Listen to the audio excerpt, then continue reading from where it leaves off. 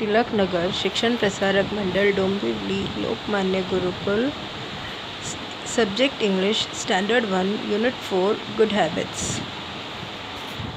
A healthy habit is something that benefits the body and mind.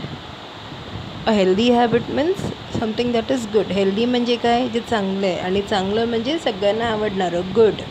So good habits. Everyone likes a person with good habits. सगळ्यांना चांगली गुण असलेली मुलं खूप आवडतात. लोक, नॉट ओनली मुलं, मोठी पण. A child with good habits is liked by all the teachers, parents and relatives.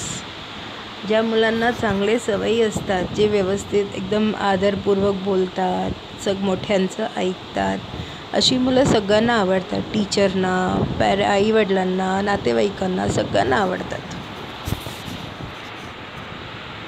Some good habits are regular exercise, talking to everyone with respect, listening to elders and teachers.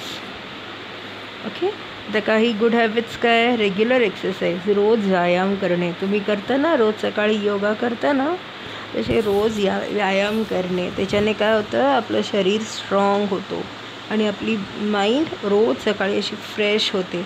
मग आपल्याला चांगले चांगले विचार येतात. सगळ्यांशी एकदम आदरपूर्वक रिस्पेक्टने बोलायचं. Listening to elders and teachers, मोठी माणसं काय बोलतात, टीचर काय बोलते ते ऐकायचं. ठीक आहे, टीचर बोलताना सोबत आपण पण बोलायचं नाही. Some of the other good habits R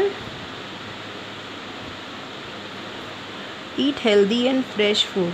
एकदम हेल्दी आणि फ्रेश फूड खायचं. वडापाव आपण खाऊ शकतो, कोण नाही खात. हॉटेलला कोण नाही जात, सगळे जातो, पण त्याचं रोज सवय लावायची नाही, महिन्यात नाही एकदा असं.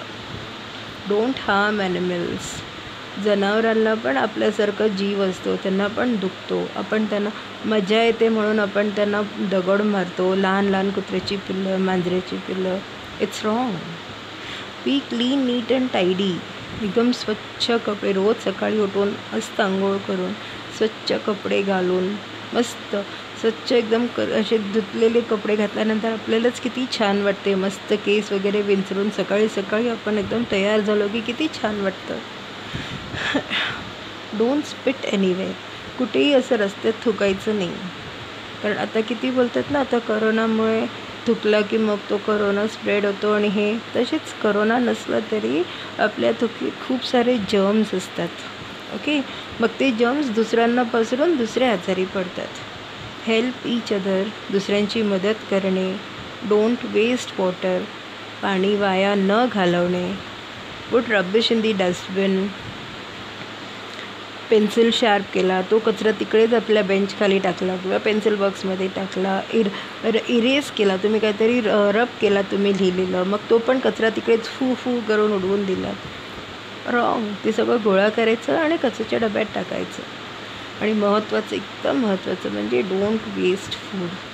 अन्न कधीही वाया घालवू नये. It's very very wrong. कारण आज जगात कितीतरी मुलं आहेत ज्यांना खायला काहीच भेटत नाही आणि आपल्याला भेटलेलं आपण वेस्ट करतो. Okay,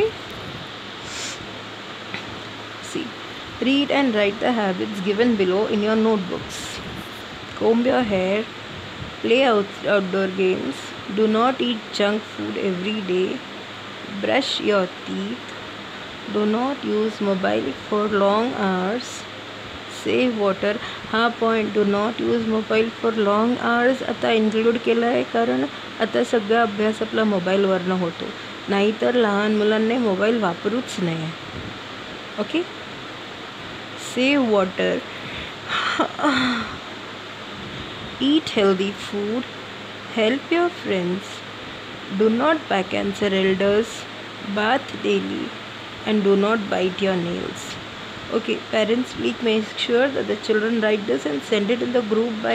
By mistake I have written 30th 11. The day this video is uploaded, please see to it that the children send it by the end of that week. Okay, I'm sorry to have written this date. आता हे तुम्ही करायचं. हां मुलांनो, तुम्ही स्वतः विचार करायचं आणि तुम्ही करायचं. Read the following sentences and draw a smiley face if it is a good habit, and a crying face if it is a bad habit. आता हे सगळं वाचायचं आहे तुम्हाला.